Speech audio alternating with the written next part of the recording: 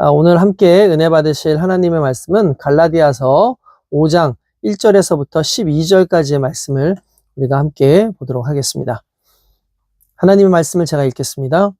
그리스도께서 우리를 자유롭게 하려고 자유를 주셨으니 그러므로 굳건하게 서서 다시는 종의 멍에를 매지 말라.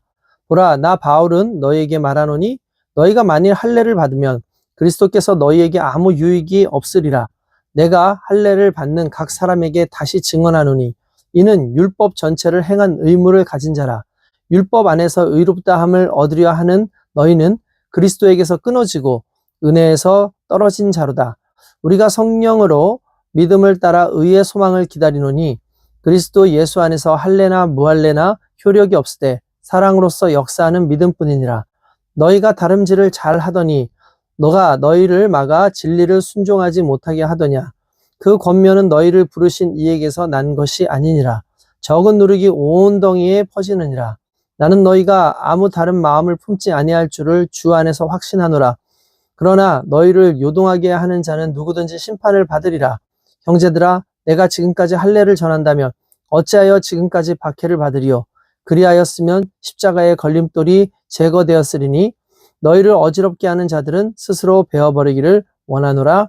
아멘.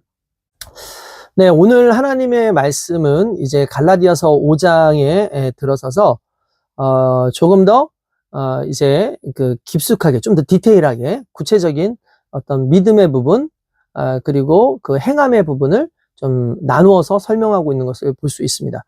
1절부터 잠깐 살펴보면 그리스도께서 우리를 자유롭게 하려고 자유를 주셨으니 그러므로 굳건하게 서서 다시는 종의 멍에를 매지 말라라고 말씀하셨습니다.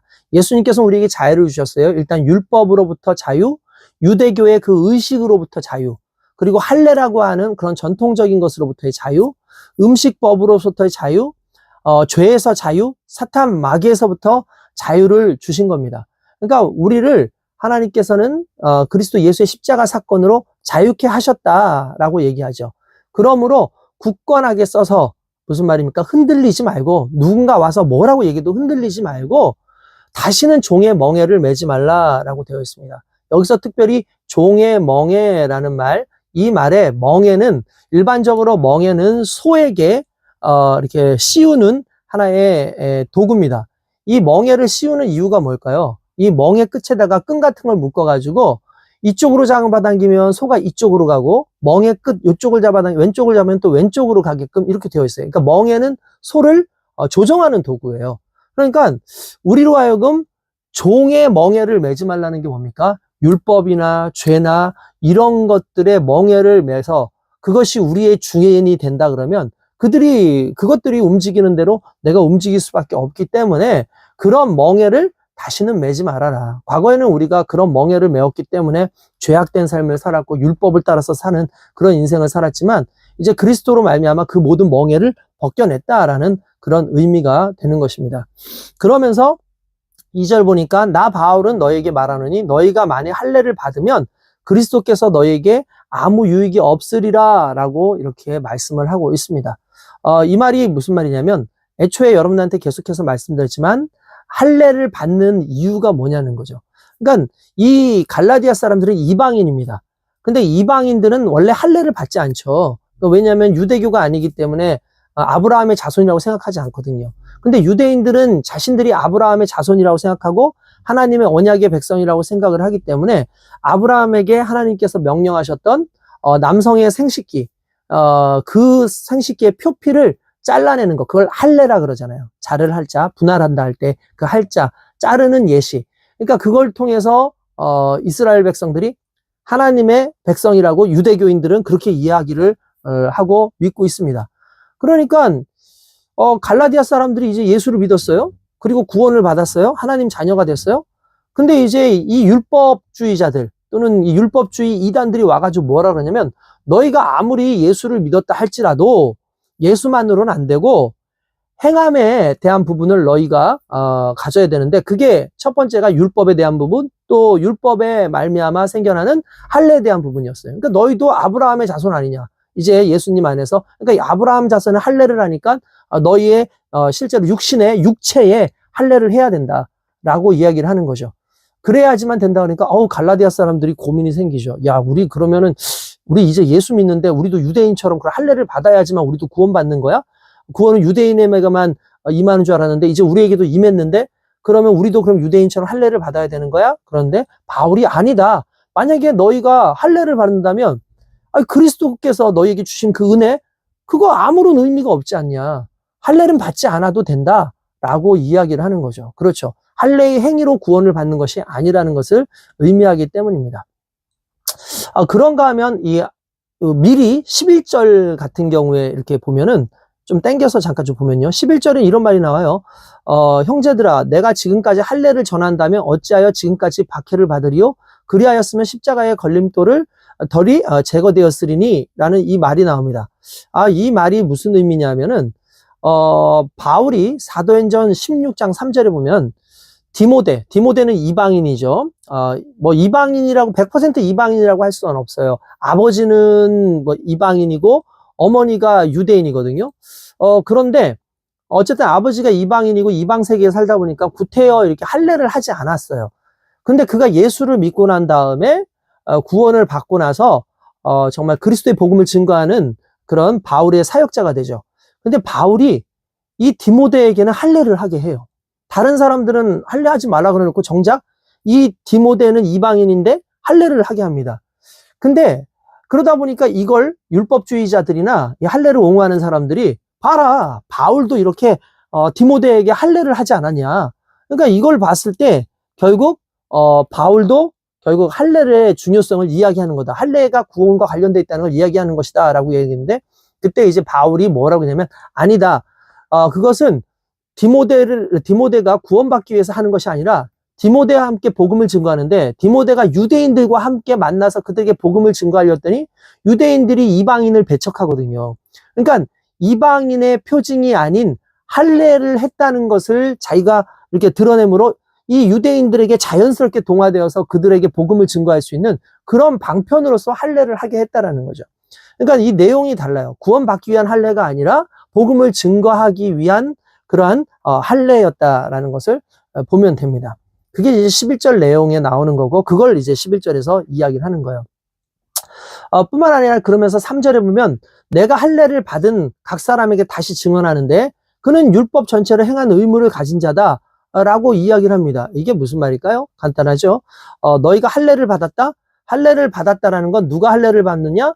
간단하면서 아브라함의 자손들에게 주셨던 그 율법을 지킬 자들에게 할례를 준 건데 너희가 구원받기 위해서 할례를 받는다고 한다면 당연히 할례 받은 자는 율법도 지켜야 되는 것이 되기 때문에 너희가 할례의 중요성만 자꾸 얘기하면 율법도 다 지켜야 되는 상황 아니냐.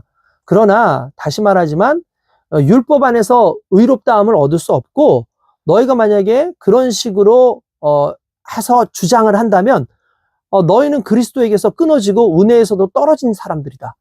그렇게 얘기했죠. 왜? 행위로 한 것이지 은혜로 구원받는다고 생각을 안 한 거기 때문에 그렇다라는 거예요. 마치 이것은 예수님께서 요한복음에 포도나무와 가지에 대한 그 비유로 말씀하시면서 우리는 가지고 예수님은 포도나무죠. 그 가지가 포도나무로부터 떨어져 나가면 어떻게 됩니까? 서로 포도나무로부터 아무런 공급을 받지 못하기 때문에 결국 가지는 말라 죽지 않습니까? 마찬가지로 우리가 그리스도의 은혜, 그리스도로 접붙임이 되어지지 않으면 그러니까 무슨 율법이 아니라 그리스도에 대한 믿음으로 접붙여지지 않으면 결국 우리는 그리스도로부터 떨어진 자다.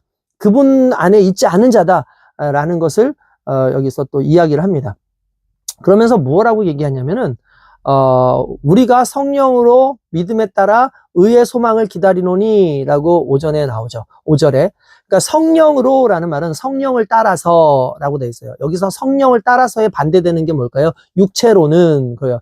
육체는 율법을, 그렇죠? 성령은 믿음을, 그렇죠? 육체는 율법을 따라 행할 수밖에 없지만 성령 안에 있는 사람들은 은혜로, 믿음으로 우리가 의롭게 된다는 그 소망을 가지게 된다라는 걸 의미하는 거예요. 예, 조금 더 강력한 의미죠. 그러니까 오직 성령께서 우리와 함께 하실 때, 그리스도의 영이 우리와 함께 하실 때 믿음에 대한 부분을 정확하게 우리가 이해하고 그것을 따르게 된다는 것을 여러분 말씀하고 계시는 겁니다.